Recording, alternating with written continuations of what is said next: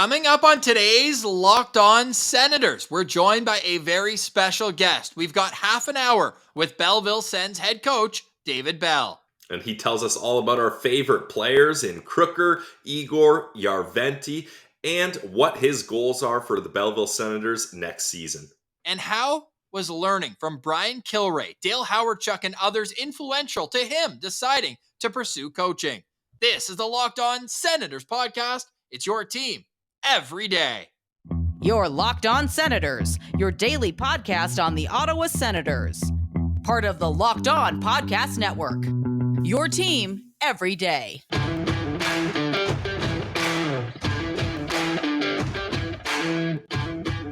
I'm Jake Sanderson, and you're listening to Locked On Senators podcast. I'm Tim Stützle, and you're listening to the Locked On Senators podcast.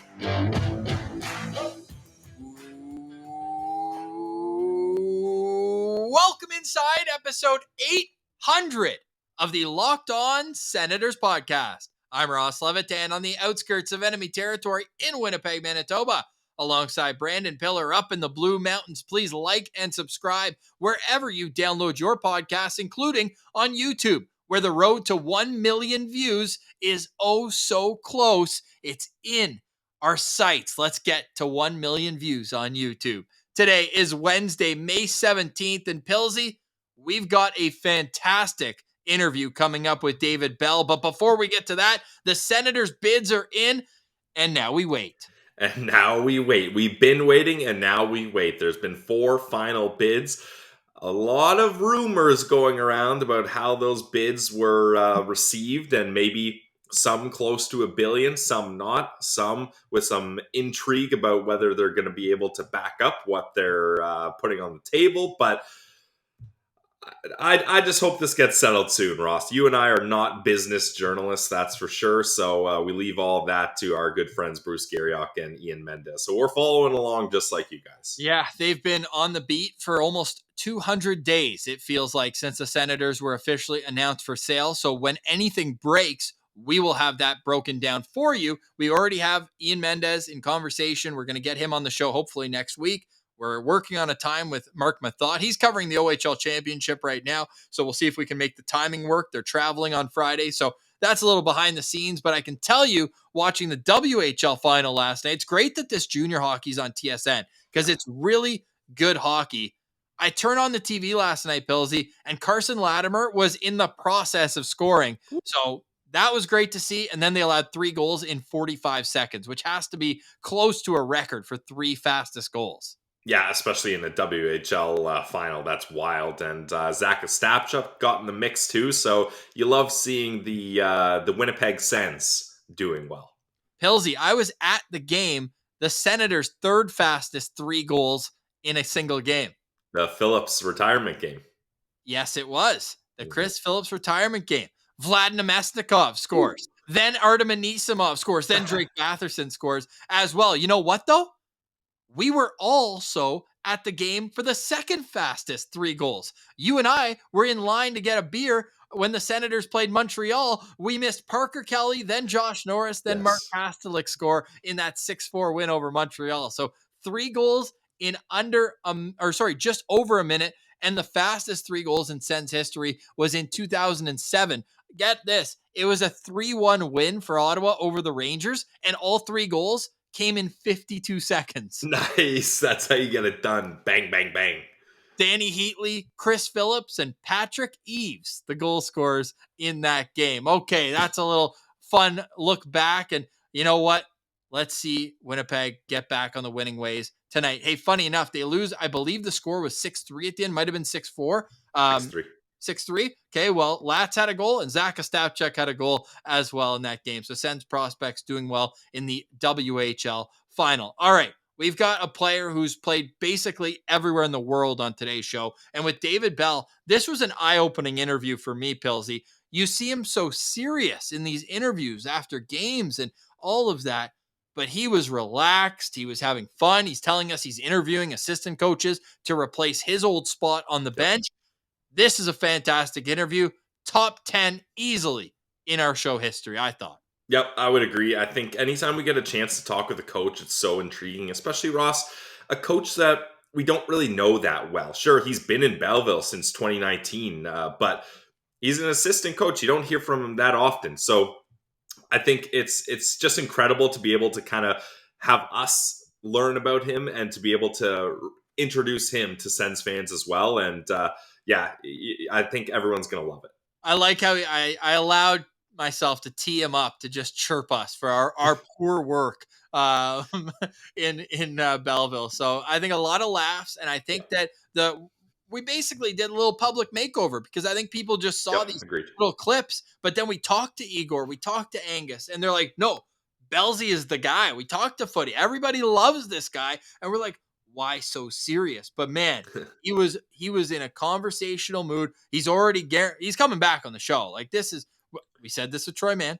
We will say, said this with Troy Mann. Yes. But with David Bell, I think that this is going to be a recurring guest and a guy who's on ice career. I think if you don't know the story of David Bell, this guy didn't just poof appear to be the head coach of the Belleville Senators. It's a long journey with lots of dips and doodles in between. So what do you say we get to it? Yeah, let's do it. I think everyone's going to love this, and hopefully we'll see David Bell again when we go to Dev Camp in the summer. Oh, we're ready to announce that. Yeah, absolutely. Yes, we just did. Dev Camp trip for the Locked On Senators boys coming up. But coming up on today's show, we've got David Bell. That's next here on Locked On Senators. Today's episode is brought to you by our friends over at eBay Motors. Ross, I'm going to need to make sure my car is in tip-top shape so that I can make it all the way to Ottawa for Dev Camp. And if I need a part, I know exactly where I'm going. For a championship team, it's all about making sure every player is a perfect fit. Well, it's the same when it comes to your vehicle. Every part needs to fit just right. So the next time you need parts and accessories, head to eBay Motors. With eBay Guaranteed Fit, you can be sure every part you need fits just right. This is key the first time around. No fiddling around with parts that don't fit. Just add your ride to My Garage and look for the green check so you know your part will fit or you get your money back. It's simple because confidence is the name of the game. And with over 122 million parts to choose from, you'll be back in the game in no time. After all, it's easy to bring home a win when all the right parts are guaranteed. So get the right parts, get the right fit, and get the right prices at ebaymotors.com. Let's ride. Eligible items only. Exclusions apply. Head to eBay Motors right now. Today's episode is also brought to you by Shawarma Palace. I don't even use the ad read for Shawarma Palace anymore because I know everything about Shawarma Palace. I know that they've got, damn it, we didn't change the 9. It's 7 great locations in Ottawa to choose from. And at Shawarma Palace, you know you're going to be full when you're done eating at Shawarma Palace. You know that you're going to have fresh ingredients in your system and give you the energy to go about your day. And it's all for a reasonable price as well. So when you look at Shawarma Palace, I'm talking the Rideau Street location, my personal favorite. The nostalgia hits so hard when I walk into that location, but they also have so many more. And you can tell just by how much they're expanding. They don't want to keep all their money that they're making for themselves. They want to put it back into their business so that you are never too far away from a Shawarma Palace. So head to the closest one near you, go to their Instagram, Shawarma Palace Ottawa, to find out which one is closest to you, whether it's Bank and Hunt Club, whether it's in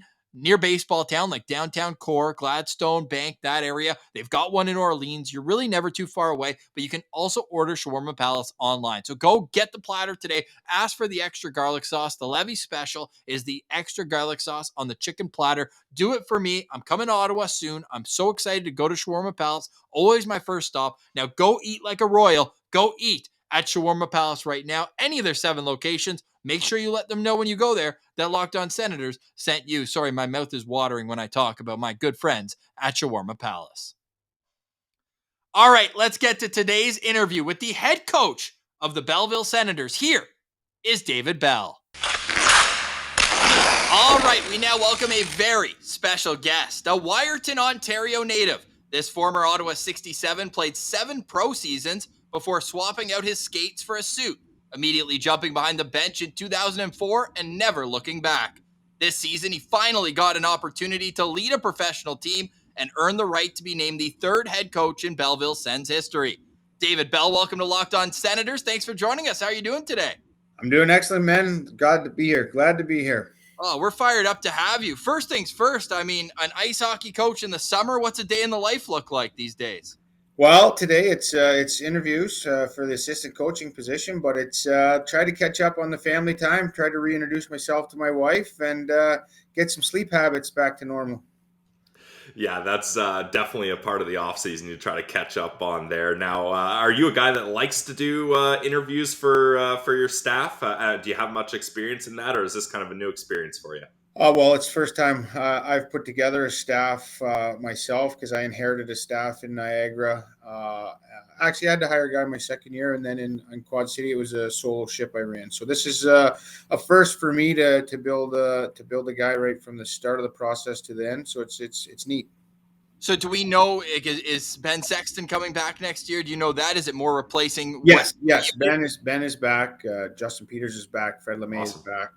The staff. So it's just basically somebody replacing me from an assistant coaching role. Yeah. Well, while we're at this point, how close was Justin Peters to playing goalie for you last year? You had 10 goalies play. Well, I would have loved to have Petey play, but he said we couldn't afford him. So he was never really that close when it came down to putting a number on a piece of paper. He probably still could play the fitness level he's at and the mental spot. He's the most competitive guy I've ever met, but I don't think we could have afforded him. So what was that like, just not knowing day in and day out who was going to play goalie for you? It was, let's say, stressful. I started the year, I had hair like you. And then when the goalie situation started, I ended up like this. So, you know what? It was crazy stuff you'd read about in a book. Go to games, have no goalies at noon, sitting there eating meals, fielding calls, trying to find goalies. Got goalies from, the Danbury Thrashers of the Federal League in the show. We had a goalie from there one night. We had a goalie from men's league in Quebec. It was crazy. I'd never seen anything like it. It just bad luck, bad timing, just a lot of things, but it was crazy. Pilsy, you can give him your number after the show. We've got a house league minor hockey goalie here if you'd like. Well, you probably some nights this past season would have been a option A. Yeah, well, that's not good for anyone involved. Let me tell you that. I haven't been doing my stretches.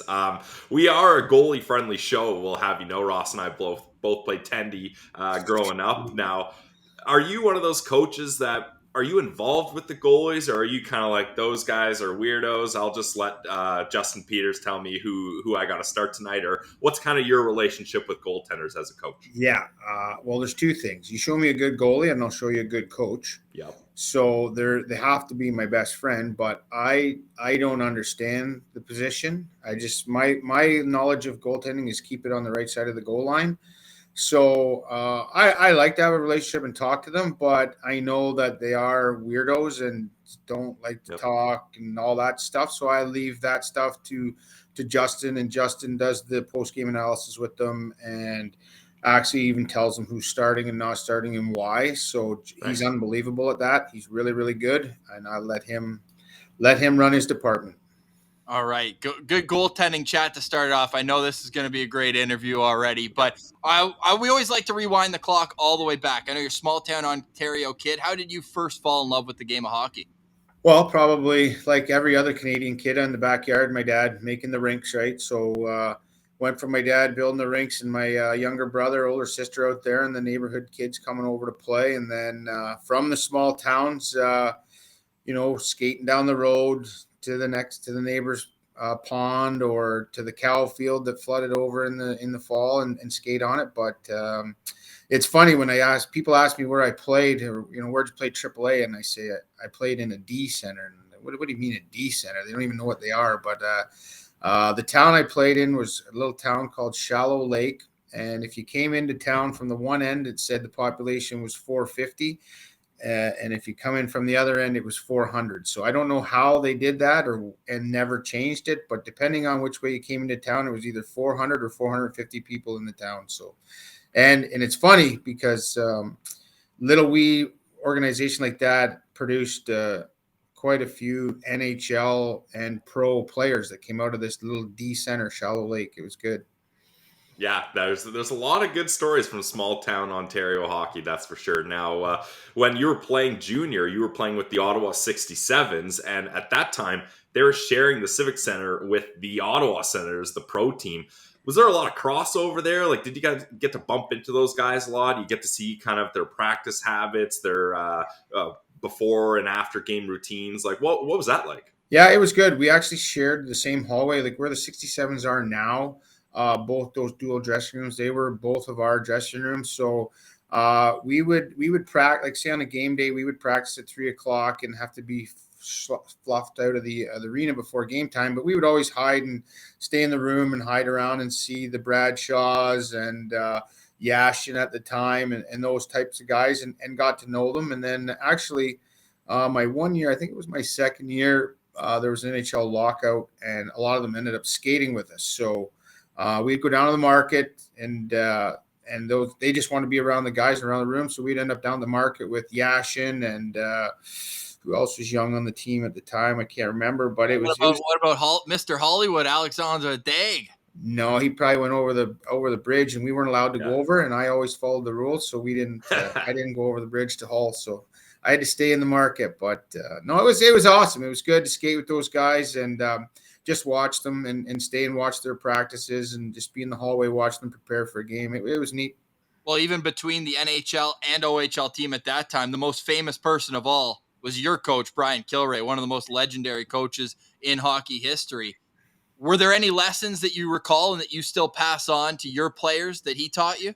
Oh, for sure. I mean, he's a legend, Hall of Famer, but lessons you pass along to the guys, just to paraphrase it, probably self-accountability is the biggest thing that he taught me. He didn't sugarcoat anything. He told you, and 99% of the time he was right. And it's stuff that you needed to hear as an athlete trying to get better, was the cold hard truth that sometimes you didn't want to hear. He told it to you, but at the end of the day, if you were a good pro or a good junior at the time, you took that home and you thought about it and dissected it, and you decided, yeah, you know what, he's right. I need to do this, that, or the other thing. That's a huge value that he has, that a lot of coaches want to tiptoe around things and make sure you're feeling good. Sometimes you didn't want to hear it, and it almost brought you to tears, but it was right, and it made you improve yourself or something about yourself that would make you a better person or a player. 32 seasons behind the bench of the Ottawa 67s. Like that. Wow. That's unbelievable. 32 seasons and probably a cigar in his mouth game one and in the final game too. Like it's absolutely crazy. And you know what? Here's a little inside Brian Kilrea story. Every game day, he would go for a walk, whether it be on the road or at home, and he would walk around until he found a penny on the ground. Okay. And ask him about this. And I don't know how long he did it, but he'd find a penny game one, and then game two, there'd be 2 pennies. So in his pocket, he always had pennies. And this is something else he did. In a game, if he didn't need a timeout or the game wasn't going well, somebody would end up throwing a penny on the ice from the stands. Hey, call the lines and, hey, there's a penny on the ice. There's a penny on the ice, just to get that 30-second break to find the penny. But he would always find. So I figure his retirement plan after 32 years, if you found a penny every day and then he invested from whenever the heck he started, yeah, he might have a nice little nest egg there. Definitely, especially considering pennies went out of commission a while ago. So then he's probably collected nickels and dimes. Maybe the price of copper would be further ahead than the pennies. I don't know. Yeah, is something else he passed on? Is your wife making sandwiches for all the guys now? The ham sandwiches. You know what? I tell the guys, like the meals these guys get now are ridiculous. Like there's fish, there's steak, there's chicken, there's this option, there's this option, and I go, guys, what would you do if you walked on the bus and there was this saran wrapped ham sandwich in a paper bag, and I told you that was your meal? But you would. I go, guys, that was my meal every time I got on the road. That's and 2 cases of Molson Export room temperature. That was our pre and post game meals. And they don't believe me, but it's 100% true. Your entire career kind of reads like a scene out of Slapshot. I mean, from that story, and this is all a great article Ian Mendez did on you in March, but playing down in Miami and then Port Huron, where everything kind of collapsed around you, and What are the lessons? And I'm sorry to kind of sound like a preacher. I keep asking, like, pull out the lessons. But like now that you're in the spot where you are here, leading kind of this pro group, like how much are you taking from your own experiences as a player, kind of moving around and seeing guys like the goalies coming up out of nowhere and trying to bring these guys all into one team culture? I think the lesson I take from it, or the value I take from it, is to not take anything for granted. Not very often do people, players or coaches, go from point A to point B in a straight line and have success. So I've been in some really unique situations. I've been in some tough situations where things haven't worked out for me, or things haven't worked out as an organization. So just to be appreciative of where I am, where I got to, and the grind it's been, and a comparable is Dylan Ferguson. Like everybody, an overnight success. Well, no, he wasn't an overnight success. The young man has battled like crazy and was in some dark spots like in his career, not knowing if his career was going anywhere, and had the perseverance and the work ethic to keep going, got his opportunity and ran with it, and then was a great story in Ottawa for a couple of weeks there. So for me, now I've got this opportunity. And I appreciate that you guys have looked back on my history, that, it's not been, I'm just going to decide to coach today and tomorrow I'm the coach of the Belleville Senators. It's been a grind, and I'm very appreciative of the grind. And so knowing full well how hard it's been, the effort and the work I'm going to put into it.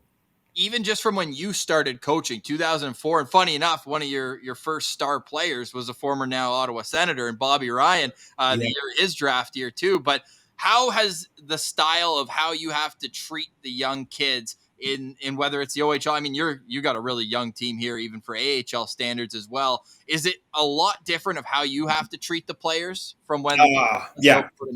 For sure it is. For sure it is. Just everything's different. Like, I mean, I'm old now, but not that old. But my first year coaching, we still had VCRs to do the dual tape to cut the game. Now it's crazy technology for that. But the way, I mean, you always have to treat people with the human element and humanity. But the screaming and the yelling and the dictatorship is not there anymore. And I know if you talk to Bob or have Bob on the show, Mike Stothers was a great coach and a great person, but I don't know if the approach probably would work now that we did there. And I know there was a time I had to ride the bike with Bobby with our legs strapped together, so he would push the pedals at the pace I was pushing them at, because we felt maybe he needed to lose a couple pounds and wasn't quite working hard enough. So I don't know if that would fly in 2023. Might get a call from somebody, but I mean, it worked out for Bob, so it's all good. Hope you're enjoying our chat with Belleville Sens head coach David Bell. We'll get right back to it. But first, we have a new sponsor alert. Woo! This new sponsor just sent us a care package. I'm going to unbox it live while we tell you about our newest sponsor. It's Bird Dogs. Yeah, Bird Dogs, our newest sponsor, and Ross, just in time for summer. I'm so excited to see what you have in that box. Careful with that knife there, opening that up. But when I think of Bird Dogs, Ross, 3 things come to mind. Fit. I want to look and feel better, and you can do that with Bird Dogs. Comfort. Their stretchy fabric makes my legs look great, and they're comfier than any other shorts and pants I've had. And look at the different colors you've got there on Ross's box, and versatility. That's what it's about. You have the freedom to wear one pair on the golf course, to a meeting, a date, or just hanging out with friends. And Ross is unveiling the gray shorts there. Those look awesome. And Ross and I aren't the only ones that love Bird Dogs. Bert Kreischer, have you heard of him, the comedian? He wakes up at his lake house and he loves wearing the Bird Dogs. Dave Portnoy does pizza reviews wearing Bird Dogs. And sure, he may hate the pizzas, but he loves the shorts he has. And the part of my take, guys, PFT, famously, he doesn't wear pants. He only wears shorts, and he loves Bird Dog shorts. So do Ross and I. Check out the awesome shorts Ross got. I can't wait for my package to come in so I can try them out. But if you want to try them out, go to birddogs.com/LockedOnNHL, and you can enter promo code LockedOnNHL, and they'll throw in a free custom Bird Dogs Yeti-style tumbler with every order. So once again, guys, check out Bird Dogs for the best shorts and pants for this summer. And if you use our promo code, Locked On NHL, you're going to get a free tumbler with every order. It's Bird Dogs. I'm so excited about Bird Dogs. Go get them right now. Bird Dogs, Bird Dogs, Bird Dogs. Now back to our interview with Belleville Sens head coach. Here's David Bell. So you had a wild professional playing career. When did you know that you wanted to get into coaching? Like, it seems like from kind of an early age, especially from Ian Mendes' article, that you always kind of had leadership qualities to your game as a player, and that transitioned to you a coach. But was there kind of like one moment where you're like, okay, this is what I want to do? Or how did that transition happen? Looking back and talking to people like that say, I always knew you were going to be a coach. I guess, like you said in the article, like there was hindsight of running practices in junior and running practices when I was a pro for whatever reasons. But that last year, I was actually still going to go back and play. I hurt my neck and I wasn't sure if I was going to play. So I'd spent a lot of time in Owen Sound with the OHL team, the Attack, and I really enjoyed working with those guys, and you know, I was preparing to go back and play, but I started to lean towards, okay, I should do this for myself to get ready to go play, but I find myself over here helping a young 16-year-old defenseman do something, and I'm like, you know what, I really like this, and I think Mike recognized that and saw that, and actually offered me a job before I left to go play another season. So it was probably a 30-minute drive to my home from the Owen Sound Arena. And that's about as long as it took me to decide, you know what, I'm not going to play anymore. I'm going to go coach. And like you said, it's 20 years later. And you've gotten a few really good mentors along the way, just from looking at the teams that you were on where you're an assistant coach. For example, I mean, Dale Howardchuk kind of stands out. Obviously, I'm in Winnipeg. He's a legend here. Like, what was something that you took from him? You know what? I took a couple of things from, first of all, unbelievably humbled person for his resume and being a Hall of Famer. But a coaching thing, and it's not a negative thing towards Dale, because Dale was an unbelievable person. But what I found from Dale is how people see the game differently at their different hockey IQs, where Dale would get frustrated in the coach's room. How could that player not see that play? And you'd have to say, well, Dale, we don't see the game. You're a top 10 all-time scorer in the Hall of Fame for a reason, because you see the game. Like, you need to tell that guy 10 times where to go, and he's still going to be late getting there and go to the wrong spot where you went there. And so from Dale, I learned how different you have to approach players differently and how they see and read the game differently, because he saw it at such an elite level, and I saw it at whatever level I saw it at. There's just that you have to understand and read where a guy sees the game and thinks the game to coach him accordingly. And I think that was one of the biggest takeaways I took from Dale. I took a lot of stuff from Dale. Just compete for pucks. And one of his favorite sayings was being a hungry hockey player. I still use it all the time, that he was a hungry hockey player and just on loose pucks. And I learned a lot from Dale. Who would be Dale Howardchuk's favorite current member of the Belleville Senators based on how he liked players? I would say there would be a hybrid. Angus Crookshank's a hungry hockey player. Egor Sokolov plays with passion and loves to score. And Dale obviously loved to score. And like I already alluded to, the hungry hockey player. So it would probably be a combination of those two guys. Our two favorite guys. They've both been on the show multiple times. Just salt of the earth individuals who seem that they're going to work hard. Now, you had a quote on Angus in particular where I think you wanted him to put his nose to the grindstone a little more. I mean, that dash was kind of, I mean, it's there, but it's obviously a team stat. But you said this guy needs to understand that to be at the next level, he's going to have to be a gritty kind of bottom six. What did you see change, whether it was kind of around that time or just throughout the season where he's grown into, obviously the numbers stood out for a full rookie season coming off missing a year? Like, where did you see the biggest growth in Angus's game this year?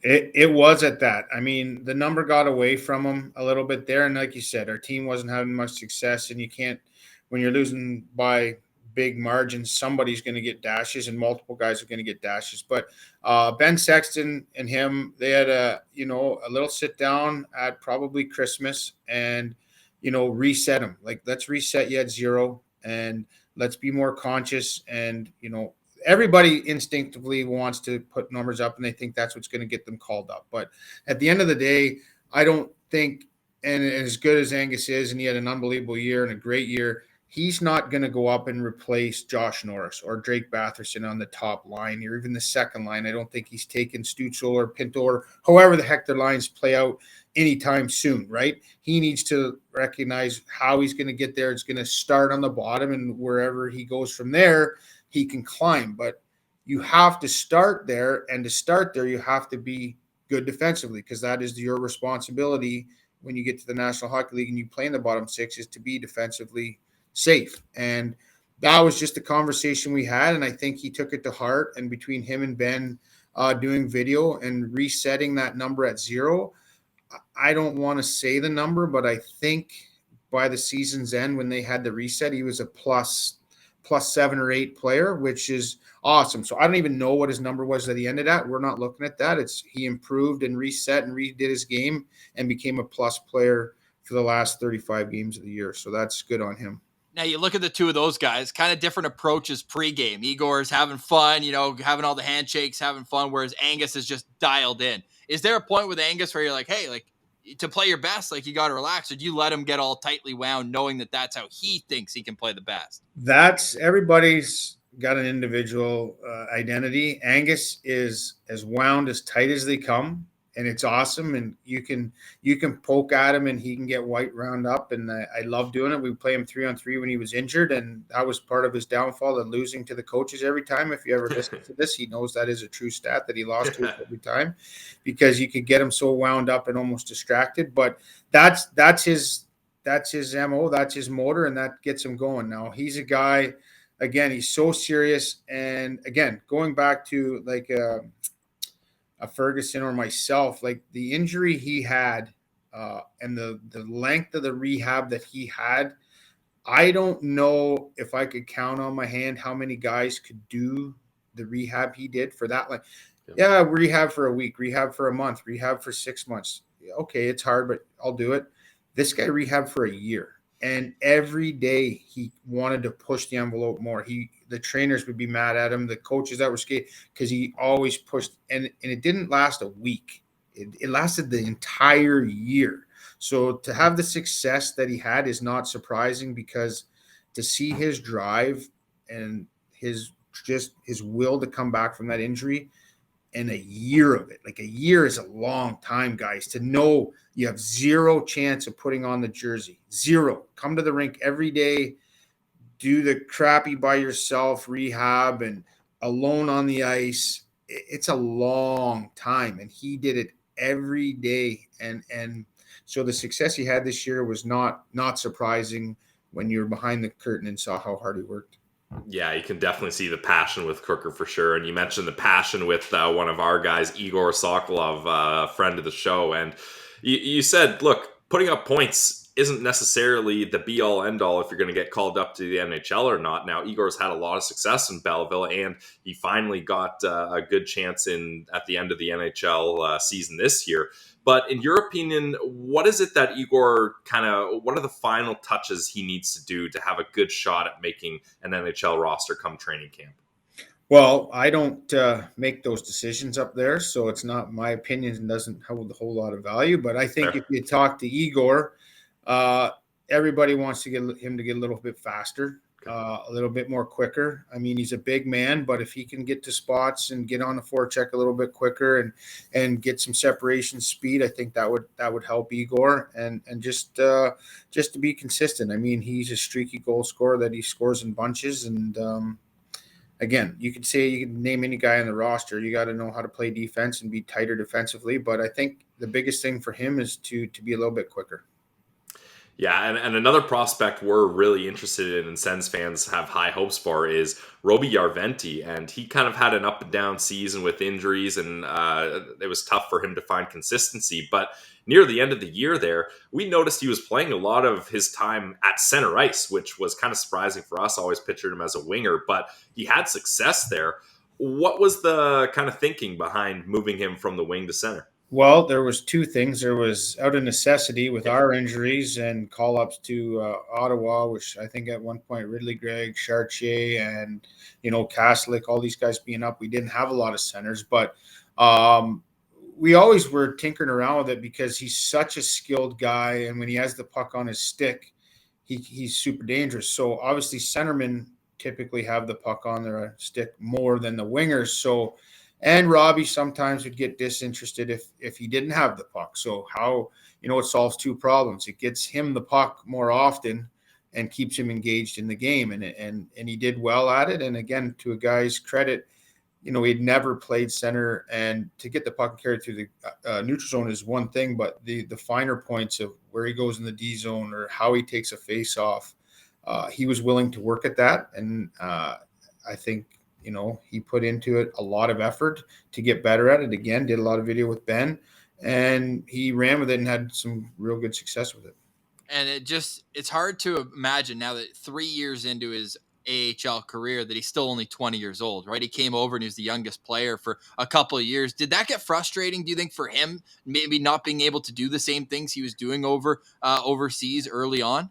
Well, I think it does for every player when they come into a higher level and they have to, they're not the best player on the ice anymore, on the whole ice surface. And it's an adjustment. And I think fans and people forget that he was 18 years old. Like, I know if I was 18 years old and I had to go to another country away from my parents and speak a foreign language, and I mean, that's tricky. You got a lot of stuff in your bag and you're trying to carry around. So, he's done a great job, but I think he was frustrated because goal scorers want to score, and if they're not scoring, they feel like they're letting the team down, and then their confidence goes. And when your confidence goes, your whole game goes. So he's in a good spot mentally right now, and I hope he has a big summer and he pushes for a spot.